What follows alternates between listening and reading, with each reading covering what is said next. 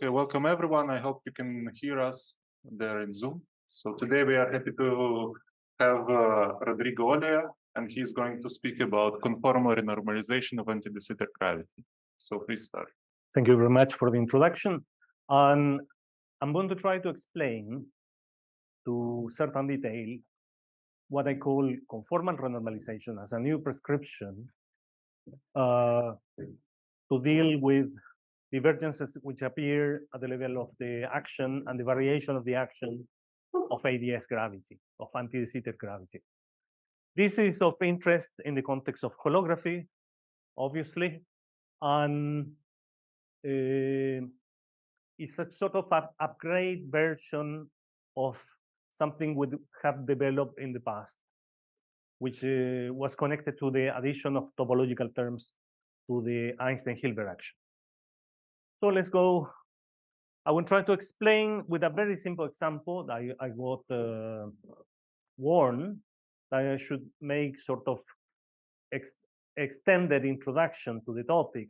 So I will try not to jump into the technicalities so soon, and I will try to motivate everything with a very simple problem. So the corresponding outline of the talk is the following thing.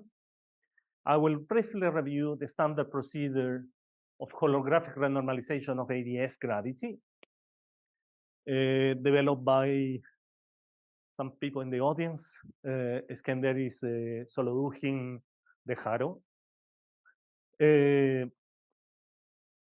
And I will consider a much simpler approach to the problem of regularity of at least the Euclidean action in order to compute black hole thermodynamics in a very simple case.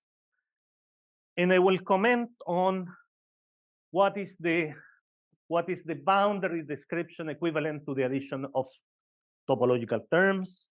In a certain moment, I consider the addition of what is called, maybe in Russian it doesn't play write the joke, but the K is for the extrinsic curvature. This is something we were considering in a certain moment. And I will provide a comparison between these two prescriptions, and I will emphasize the fact that there is a mismatch between topological terms in the even dimensional case and the standard holographic renormalization procedure. And of course, I'm interested to patch up the theory and essentially to provide a solution to this mismatch between topological terms and the standard procedure developed more than 20 years back. So let's consider a very simple problem, which is the following thing. This is mostly intended to be for students in the audience. Let's consider the Euclidean version of black hole, Schwarzschild black hole, in the case of negative cosmological constant. And in the case of negative cosmological constant, in addition, this is a spherical case. The transversal section is a sphere. And in addition to the mass term that had certain fall off in the Schwarzschild light coordinates, it had this divergent term at the level of the action, because we know that the solution tends asymptotically to a spacetime which is of constant curvature, negative. It's not asymptotically flat.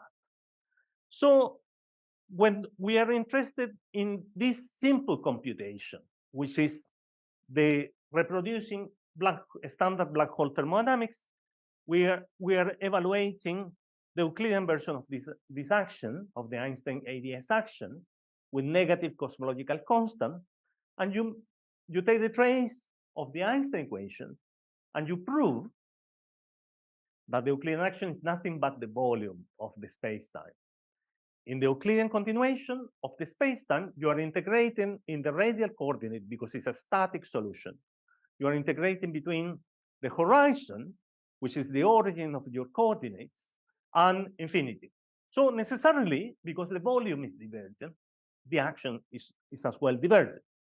So the result is like this. The result is that if you evaluate the Gibbs free energy, which is proportional to the Euclidean action, the result is standard. This is without any additional term, no Gibbons-Hawking, not additional counterterms we will deal with later. Just bear Einstein ADS action, you produce a fraction of the mass. This is a standard problem that people faced in the past many decades ago when they were trying to define energy for general relativity. They were obtaining exactly the same factor, this unusual factor, for the internal energy or for the energy of the system.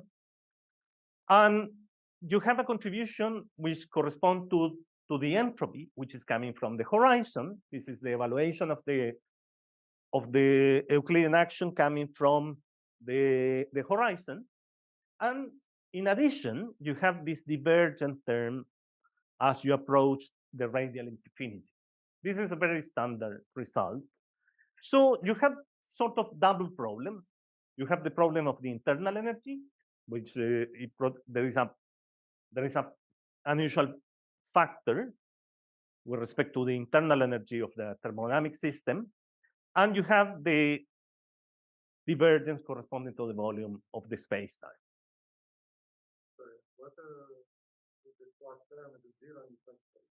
Yeah. The volume is zero. The action is zero because if you replace the Ricci scalar is zero. So in flat space, everything is coming from boundary terms.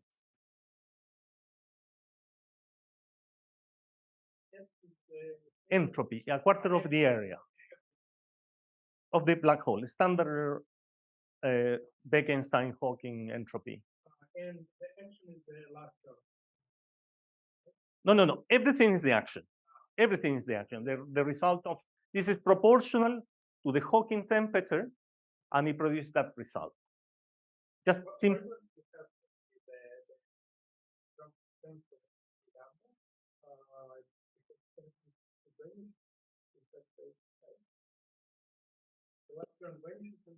Yes. Yeah, but it's a different sort of limit, I guess, because the Ricci scalar in flat space is identically zero. And you don't have no. Sorry, why didn't you don't integrate inside the black hole? Because in the Euclidean continuation, everything, the horizon is shrunk to a point, and it's the start, is the origin of your coordinate system. So you have this cigar geometry. So it's smooth. You are smoothing out at the level of the horizon. You don't, in order to avoid the conical singularity, you have to identify the Euclidean period. And it's the usual story of this cigar geometry. So what is a standard procedure developed by different people and systematized around just before 2000?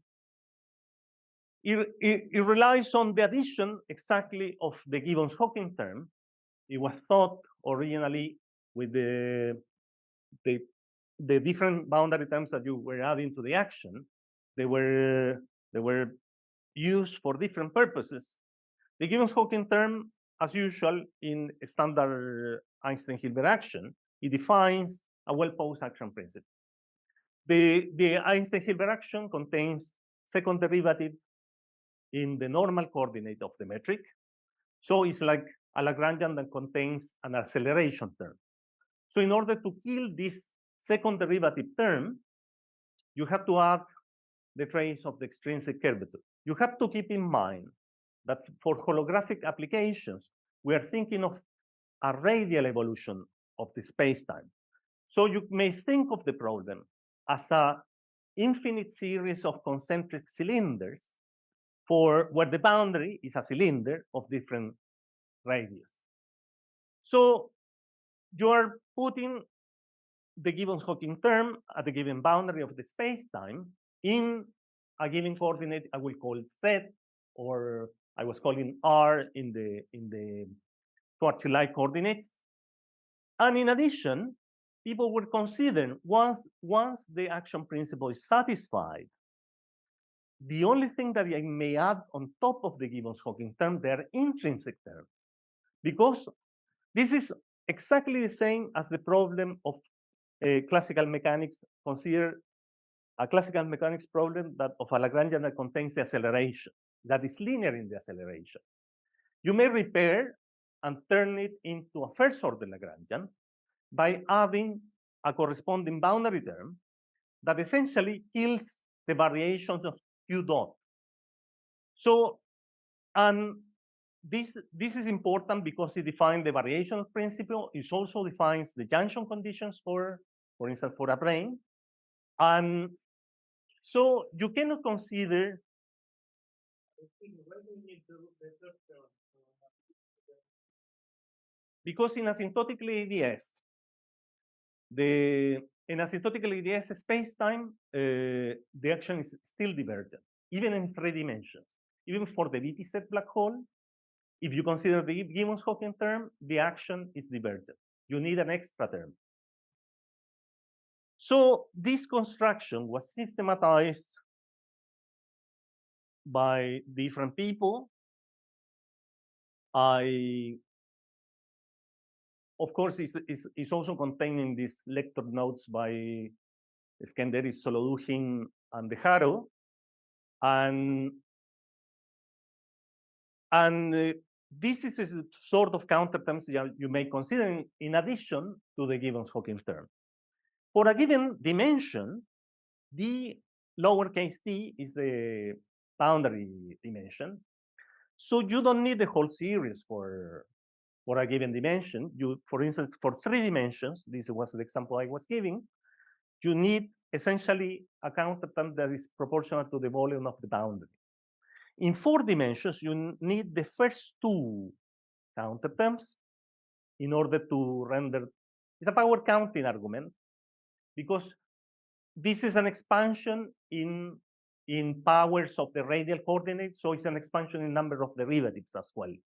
So because it's a consequence of a description of systematic description of asymptotic ADS space-time, which is called Starobinsky-Pfefferman-Graham expansion. And so the number of counterterms that you need it depends on the dimension. And of course, you may be puzzled by the fact that certain dimensions contain a pole, and this is a reflection of what is called conformal anomaly, because in those corresponding dimension, there is indeed a logarithmic term, and this is what is producing the corresponding Weil anomaly that it was studied by that time, and which provides also a criterion of identifying the corresponding CFT living at the boundary.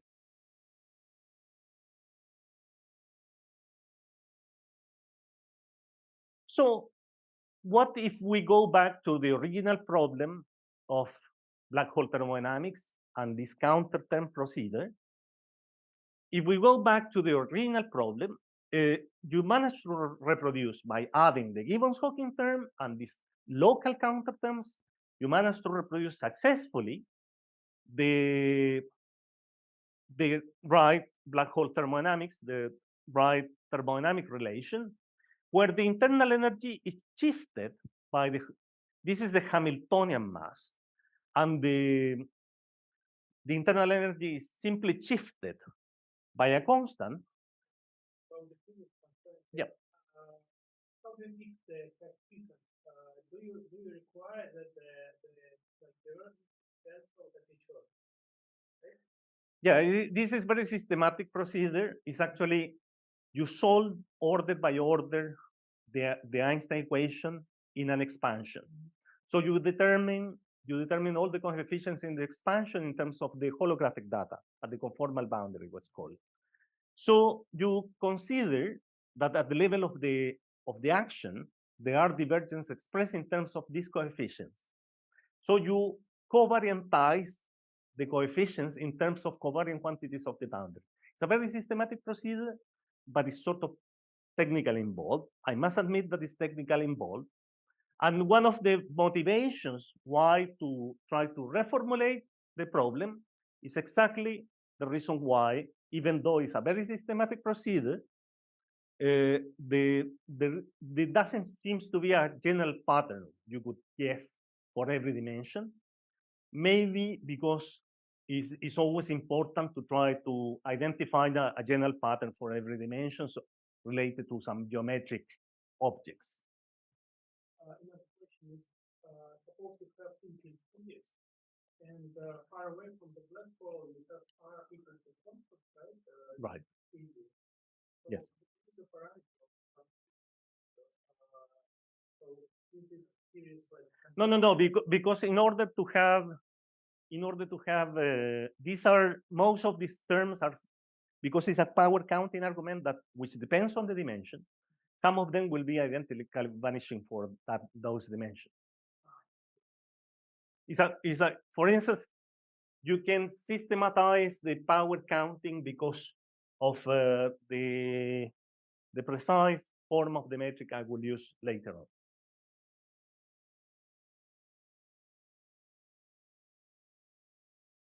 So I went back to the original problem I was talking about, and this is very standard result in early years of holography, which is we say that the internal energy of the system is shifted, the Hamiltonian mass is shifted by a constant, which from the point of view of gravity, of pure gravity, will be irrelevant. But in the 5-dimensional case, I know one of the papers that I was listing there that provides the equivalence between this vacuum energy and the corresponding Casimir energy of this CFT living at the boundary, and the matching of these two quantities in a similar fashion as the conformal anomaly was producing the matching of the corresponding CFT living at the boundary of 5-dimensional ADS gravity. So it's far from irrelevant, the existence of this vacuum energy. So I will jump onto something that we did in the context, originally we did this in the context of pure gravity for gravitational interest, not in the context of holography. I wasn't aware of all the results. I had not learned by that time all the holographic techniques required in order to compare these two procedures. But I was considering a very simple example. This was made in my PhD thesis long time ago. You can see. We were considering the addition of a topological term to the Einstein-Hilbert action. And of course, if you consider a topological term to on top of any action, there is no dynamic argument on how to fix the coupling of the topological term from the point of view of the field equations in the bulk. So, but this can be thought as in different ways. This can be done in order to, for instance, in order to reproduce, as I will show, in order to reproduce the correct black hole thermodynamics for Schwarzschild black hole, the coupling of this topological term needs to be fixed. And needs to be fixed as the inverse of the cosmological constant, essentially. So, and because the procedure is relatively successful, you can think of the same procedure in every even dimension. In every even dimension, there is a topological term of the Euler class. This is a topological term for the Lorentz group. So you can develop an argument that in order to reproduce the standard black hole thermodynamics in a very economic way, you end up fixing this coupling in a certain way. Do you mean that it just treats the mass like free energy. Yeah. Like you get the Yeah. background. No. It also cancels divergences in the action. It solves two problems at once. It solves the problems of the internal energy and it solves the problems of the divergence. Yes. Yes. So I will make a comment. I will make contact with that in a single slide. So it was very puzzling by that time, the fact that somehow there were two procedures reproducing exactly the same result for certain black holes. Simple solutions like Kerr or Schwarzschild ADS black holes. So I was imagining what you had to do in order to compare these two procedures. First, because it was strange that you were adding a term in the bulk that you know that is locally a boundary term. And the other thing considers the Gibbons-Hawking term in addition of local counterterms, intrinsic counterterms. So the first thing that you have to do is to write down topological terms as boundary terms. And when you write it down, you have to do it using the Euler theorem, what is called Euler-Gauss-Bonnet theorem, because you know that the integral, if you have a manifold and you integrate the Gauss-Bonnet term in 4 dimensions, it produces the Euler characteristic. But if you cut a boundary, you have to consider also a boundary correction in the Euler theorem. And the boundary correction cannot be only intrinsic, but also extrinsic. And this is what is called Chen form, because it's a Chen-Simons form for the Lorentz group. And in Riemannian geometry, it can be written down in terms of the extrinsic curvature, which was unusual in the holographic context by that time. Yeah, I will show. It's a polynomial. Yes. Because it's actually, yes, it can be rendered gauge invariant because originally it depends on the spin connection, but it's actually the dependence between two spin connections. So it's a Lorentz tensor.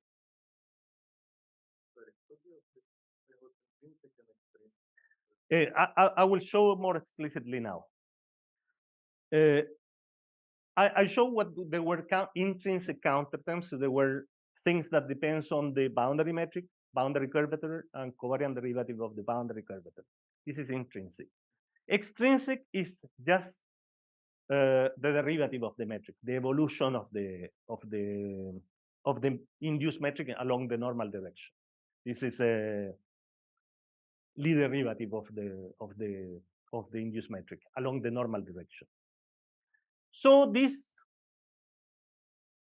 term existed in the literature. I use it in this context. I use it in the context of rendering the Euclidean action finite for asymptotically ADS. So as a joke, originally, I called them counterterms to make the difference with the standard counterterms because this depends on the extrinsic curvature, but this is nothing but the Chen form. Is the Chen-Simons form for the Lorentz group. So, and in a very similar fashion, this is far more difficult to explain, but it was found like trial and error, mimicking a little the construction of the Chen form.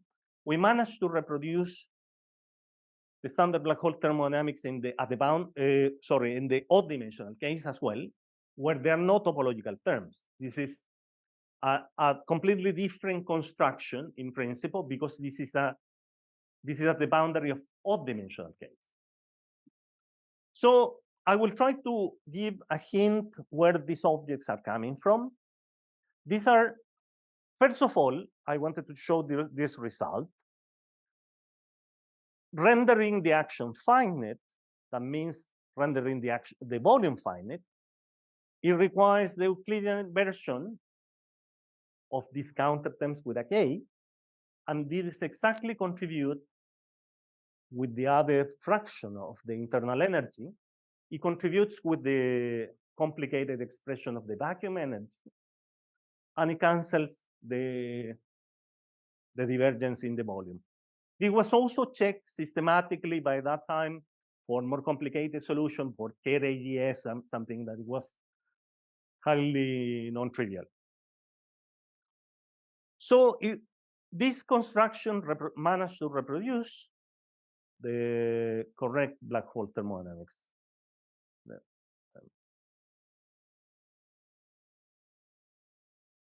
So I will try to explain why. At first, when we were proposing this sort of counterterms with the extrinsic curvature, people were thinking that they were in conflict with the holographic principle, that it was based on other sort of boundary conditions. But it was explained later because of the following thing. It's an accident, it's a blissful accident in asymptotically ADS spacetime, which is based on the following.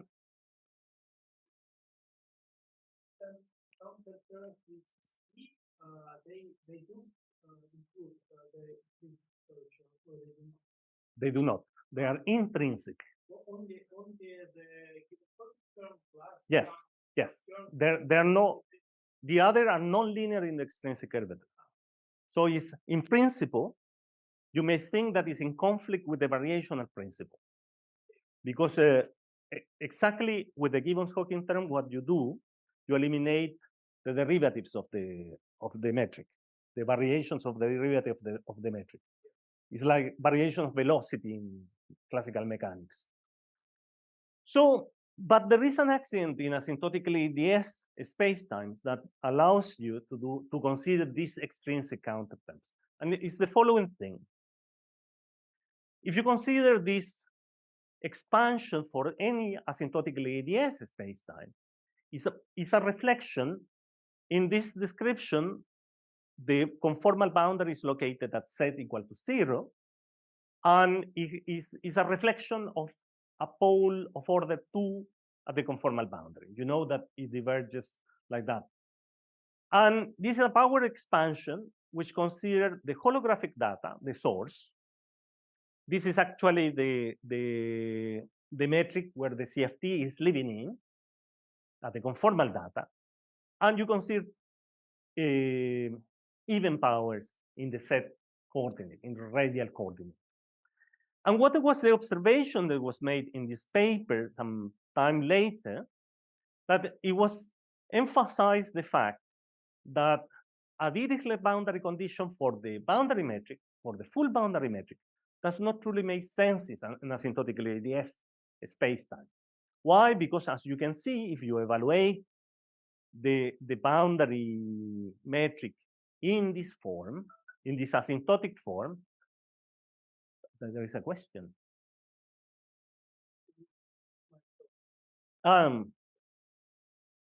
If you evaluate the boundary metric in this asymptotic form of for any asymptotically ADS spacetime, you see that it's divergent.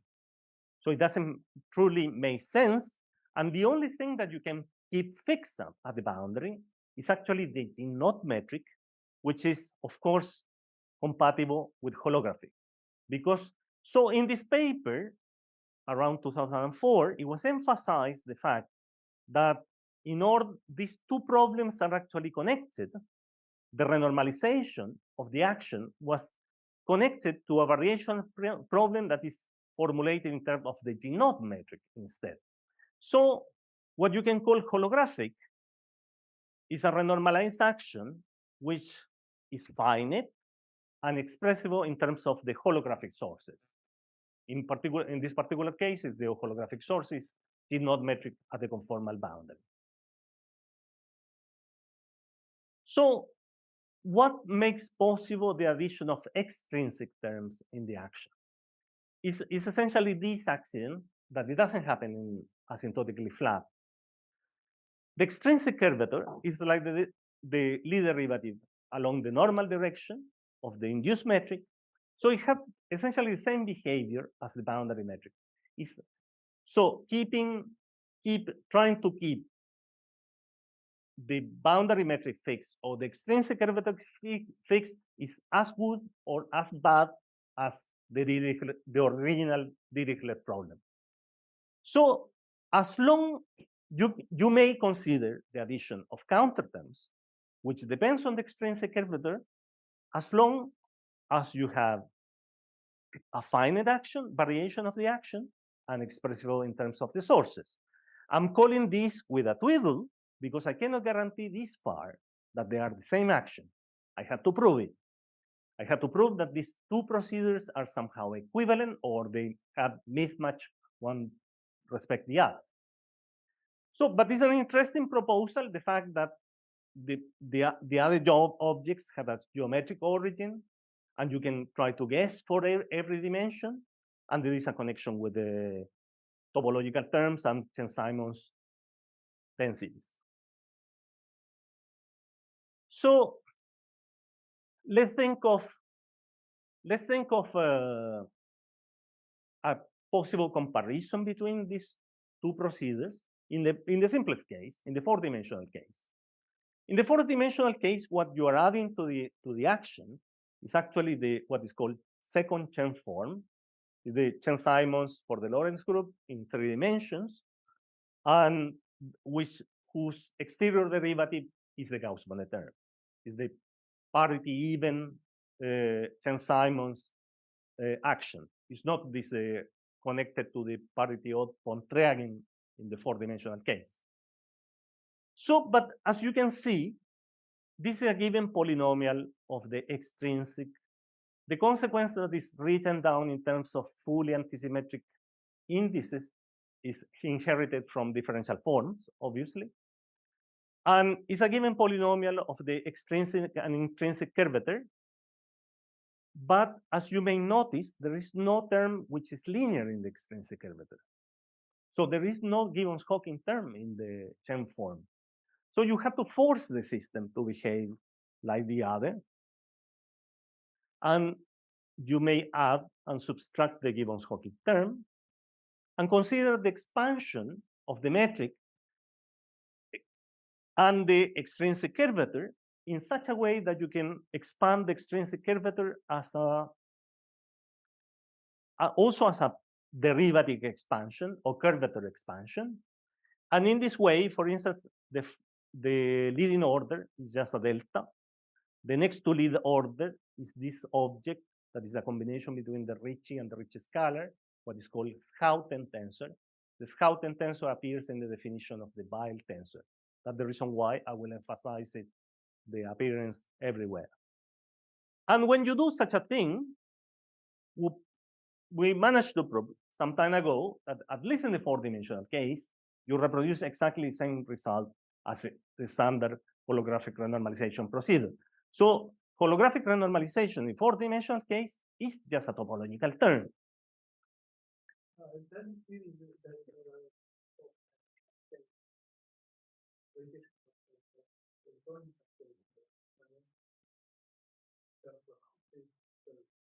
I wouldn't say so. I wouldn't say so because it's actually, no, it's actually, is it connected to this, the components of the Weil tensor, the magnetic components of the Weil tensor? There is this is the electric part of typically the electric part of the Weil tensor. There is a magnetic part of the Weil tensor, which is coming actually from the other topological term, from the Pontryagin. This is parity even, and the other is parity odd. So the magnetic part of the Weil tensor is somehow connected to magnetic mass, which is switched on for gravitational instantons and so on. This is coming from the other side.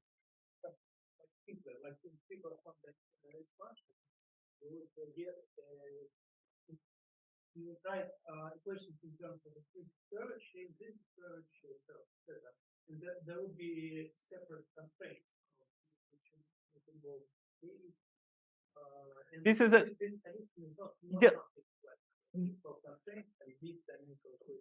this is simply the asymptotic resolution of the Einstein equations. Yes, yes. Of course, there is a part which cannot be determined, which is the stress tensor associated to G0 metric. This cannot be fully determined. So at least by a power counting argument, you manage to reproduce the result of it's pure gravity. It's a very simple case, but it can be illustrative for something. And we were playing the same game in higher dimensions. It was more complicated. Someone had to do it. And we were getting a very unusual contribution at the boundary that doesn't match what is written. It was written in the previous slide, but it can be trade-off by a contribution which is proportional to the Weyl square term at the boundary. So if you use the expression of the Weyl square term and you plug it in, at least you manage to reproduce the standard result to a certain extent and to identify what is the matching term. It's actually all these three terms, no matter how complicated it may look, match the holographic renormalization procedure from a topological term. And there is a matching that is of the type Weyl square term. So to conclude and to use it as a motivation, I just arrived to the motivation of the talk. So is holographic renormalization equivalent to this prescription of extrinsic curvature? The answer is no. And there is a mismatch. And then you understand why you were reproducing the same result for Schwarzschild, for Kerr, because it doesn't match when the boundary has non-trivial Weyl tensor. When it's conformally flat, when the boundary is conformally flat, everything's okay. But in principle, there is a mismatch with the standard holographic renormalization procedure.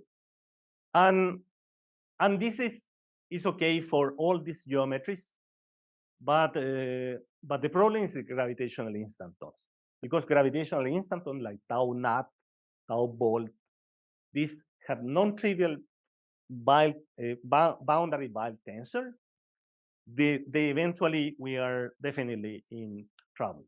So I would like to the rest of the talk to try to repair this problem and to provide a motivation. This was very complicated to us.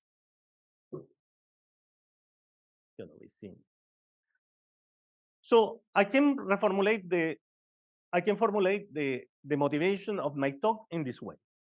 Is there any other principle to renormalize ADS action which include topological terms as a particular case? Because we know that topological terms are not enough.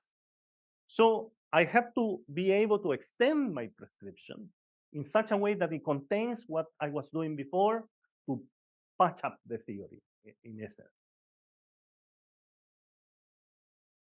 And this is motivated by the following observation.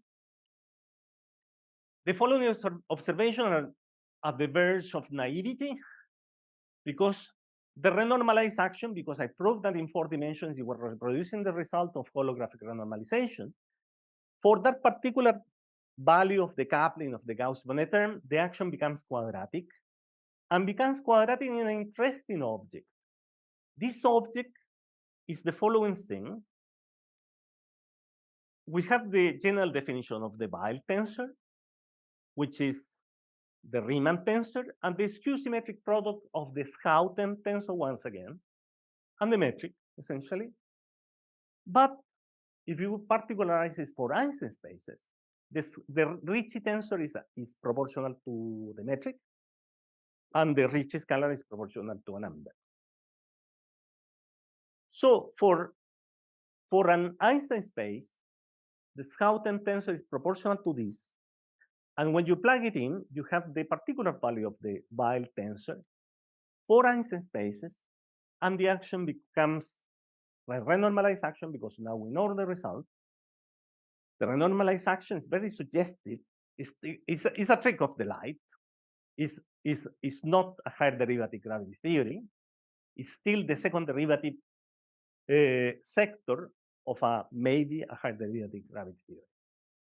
And then we started really taking seriously that this may be a sector of conformal gravity in the four-dimensional case.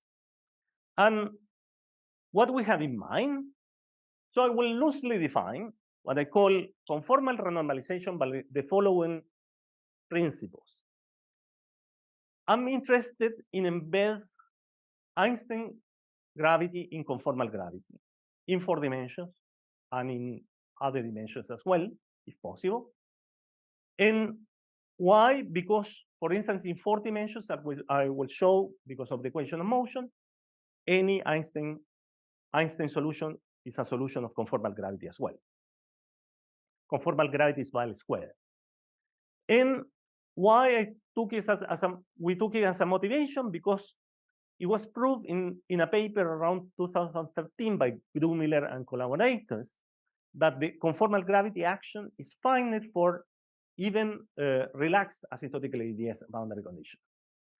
So we took we were hoping that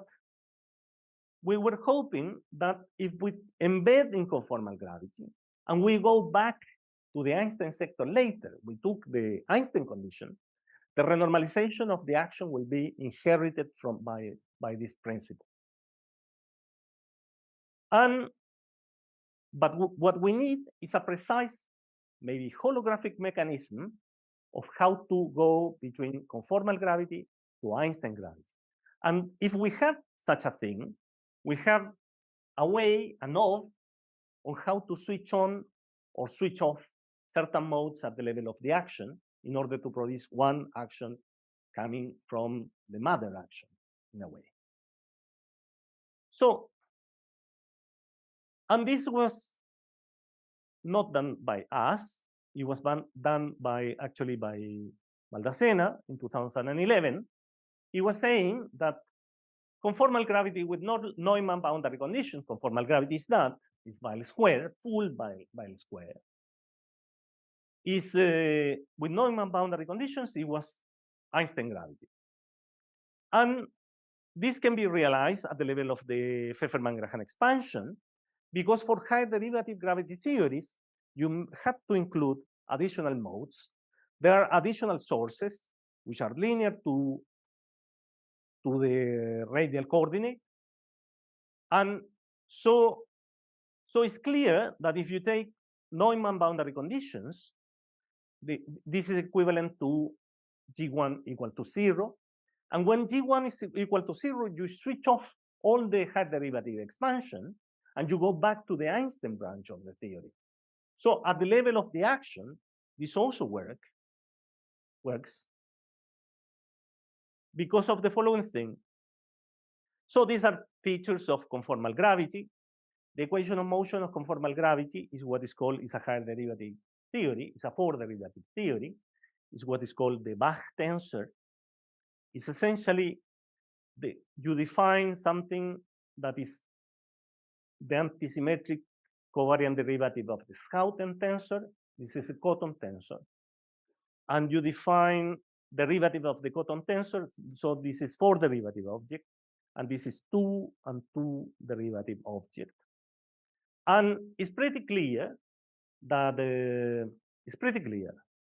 any Einstein space is a solution of conformal gravity. Why? Because the Schouten tensor was essentially a constant or proportional to the metric. So the Cotton tensor is equal to 0. And because the Schouten tensor is proportional to the metric, it takes traces of the Weyl and it's 0 as well. So it's simple to prove in 4 dimensions that any Einstein space is a solution of conformal gravity. So in the holographic prescription, I'm not giving all the details here, but essentially you can translate this into a defining condition, what is called traceless Ricci tensor, and you prove that it's essentially the same. That if you take the traceless Ricci tensor equal to 0, that means that it's Neumann boundary condition, and you switch off the higher derivative modes, and you go back at the level of the action. At the level of the action, what you produce is that if you evaluate conformal gravity, Weyl squared, for Einstein solutions, you go back to the second derivative sector of the theory, that is McDowell-Mansouri, that is renormalized action. So it's very simple example, it may be just by chance, okay? But it's an interesting observation this far. Do you have a question? You have question phase. I don't understand the level of the action. The biotensor, as far as I remember, the Rodrigo square. Right? No. The Weil tensor is defined like you have to. The Weil tensor is covariant under Weil transformations of the metric. It's linear in the curvature. So you have to compensate. The Schouten tensor is the compensator field of the Riemann tensor and the Weil transformations of the metric in order to transform covariantly. So at the level of the action, what you produce is McDowell-Mansouri. So it's renormalized Einstein-Hilbert action. Okay, would have been something nice, but let's try to explore what could be the six-dimensional case. This is far less trivial example. And let's go back to this story of topological terms. Let's consider the original prescription of Euler 6. So it's Einstein-Hilbert plus negative cosmological constant plus Euler 6. Euler 6 had to be, because of black hole thermodynamics, had to be fixed, like the coupling had to be fixed, in order to the action to be zero in global ideas, in pure ideas. This is one of the requirements. And when I can write it down in this way, that resembles of differential form language. And this is essentially Einstein-Hilbert term. This is cosmological constant written in a fancy way. And this is the Euler 6 term. It's once again a topological term. It's a topological term of the Euler class.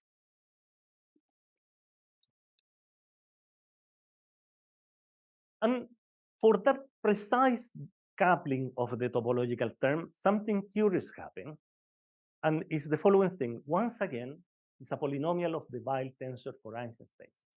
It's Weil square and Weil cube, but not any combination of Weil cube terms, but the total antisymmetric contraction of three Weils, what is called the Pfaffian of the Weil. And so we got inspired by the following observation. We went to the textbooks and papers on Weil invariance in 6 dimensions, depending on the basis you express on. And it's very much complicated because there are essentially 3 Weil invariants, conformal, people call it conformal invariance, there is a Weil invariance. In 6 dimensions, there are 6 derivative objects. So there are 2 inequivalent contractions of the Weil tensor. This is not the same as this one. And this is also a 6 derivative object. This is pretty much complicated to write it in this way, but we realize that some people have done some job of trying to produce combinations of these conformal invariants. And we arrived to this very loosely defined procedure of thinking of the following procedure. Let's take the Pfaffian of the Weil and let's conformally or Weil complete. Let's propose it, let's promote it to the full Weil. And this is a particular, sorry, I had to move this. This is a particular combination. This is a particular combination of conformal invariants. So the ones that produce the Pfaffian is a particular combination of these 2 conformal invariants. How to conformally complete something that is Weil square? Weil square is 4 derivative, so you cannot just Weil complete Weil square. And you have to complete it with something that reduces to Weil square in the Einstein case. And what reduces to the Einstein case is the Schouten tensor. It's because it's a delta, so you produce a smaller delta here. And you end up, in the Einstein case, you end up with Weil square term. So, but this is not conformal invariant. in order to restore conformal value invariance of the metric, you have to add cotton square, and you have to add a total derivative. And this is a precise combination between these three conformal invariants. And it produces an additional term respect the topological term that we have originally. So I'm trying to while complete the action, and in the process of while completing the action, I consider additional boundary terms that may stay once I take the Einstein limit. So when I go back to the now I'm trying to do this. I'm trying to conformally complete the Einstein-Hilbert action, trying to guess in a way what should be the corresponding value invariant action that contains an Einstein sector. And this action existed in the literature. It's a precise combination between these conformal invariants. It was done by Lupin and Pope. It's very curious that the same combination appears in a different context. If you compute the Weil anomaly in 7 dimensions, at the boundary 7 dimensions, the type B anomaly that considered conformal invariance is given by exactly the same combination as this. I don't know exactly why. They managed to prove that the Schwarzschild ADS black hole was a solution. We managed to prove that any Einstein space is a solution of this particular conformal gravity. At the level of the equation of motion, it's pretty much complicated.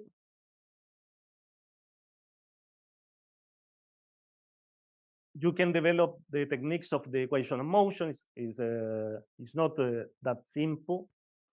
But at the end of the day, you construct a systematic equation of motion, and you manage to prove that any Einstein space is a solution of this. So then you have the same picture as in the 4-dimensional case. You have a particular combination of conformal invariants that contains an Einstein sector. So such that you can go back to the Einstein sector of the theory. The equation of motion is pretty complicated. It's expressed in terms of this auxiliary field, auxiliary tensor. Is written in terms of Weil, Cotton, and Schouten, and projectors. Is there a question?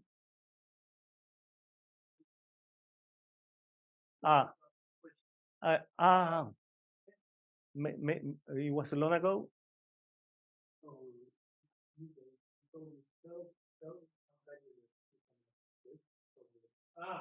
You don't see it. Yeah, we cannot hear. Maybe this is not plug-in. Yeah, I think it was asking question long ago. Unfortunately, I will not. That's fine. We don't have questions. Oh.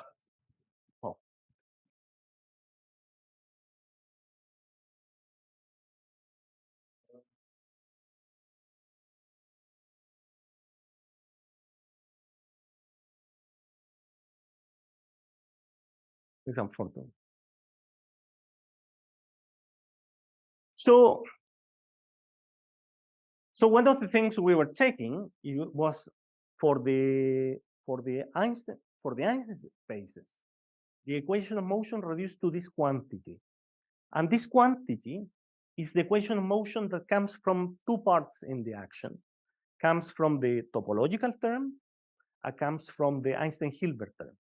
So the action, I like to call it because in 4 dimensions it was the Bach tensor, so this is the Hendel tensor. In 6 dimensions, the Hendel tensor is identical 0 for Einstein spaces. We managed to prove these sort of things. So when we do, so now let's go back to the Einstein sector of the theory with all the remaining part that may stay. And when you do such a thing, it appears an extra contribution on top of the topological term.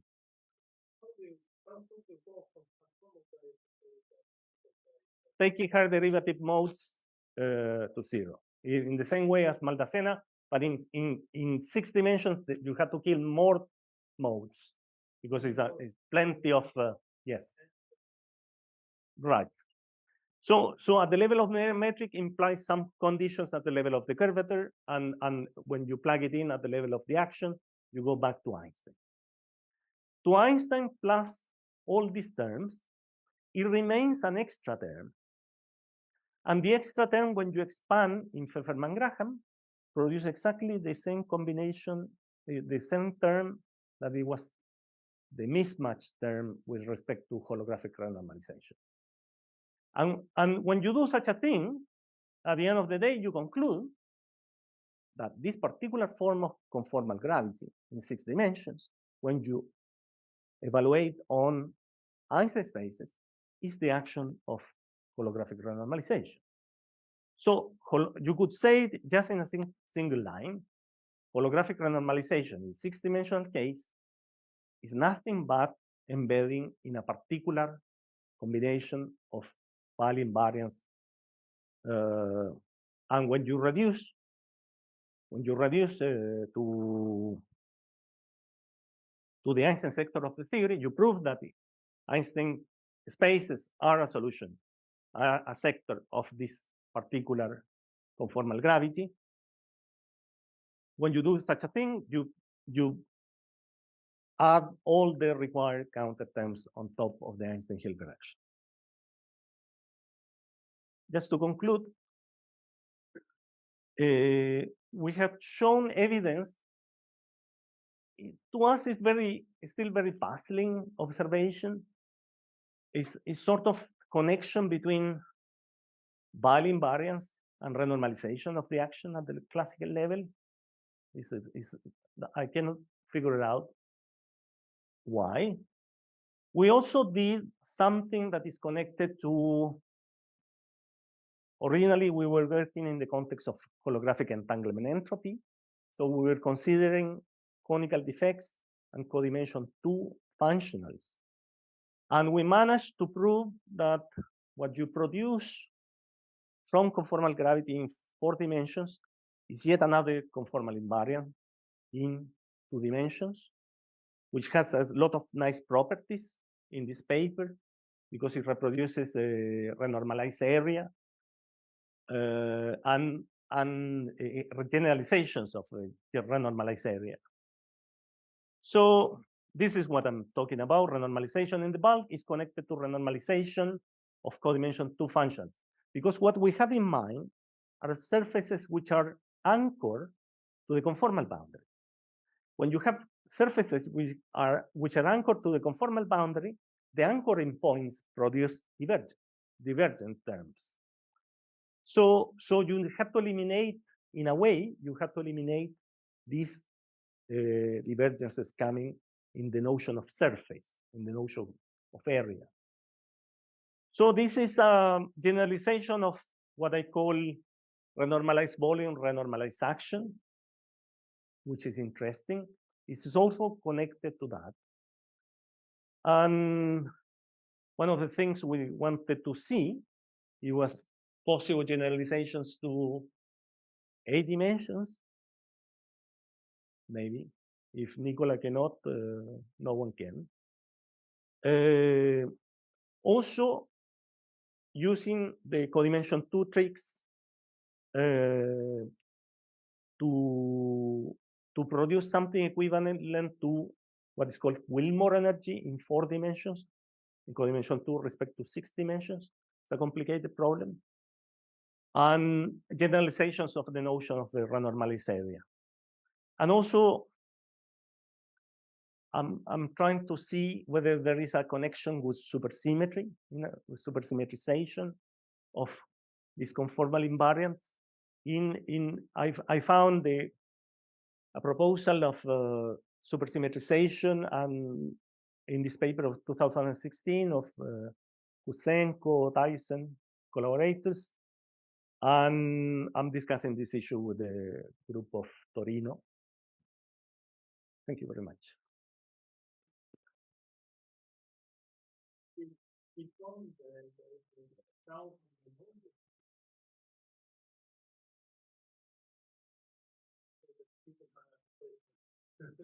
north? Luckily.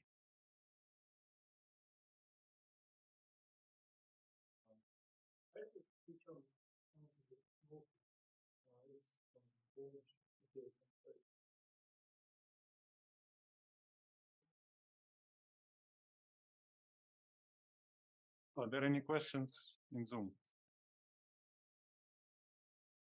Maybe people can write to me if they have problems. I have a question which is not very relevant probably, but just very abstract.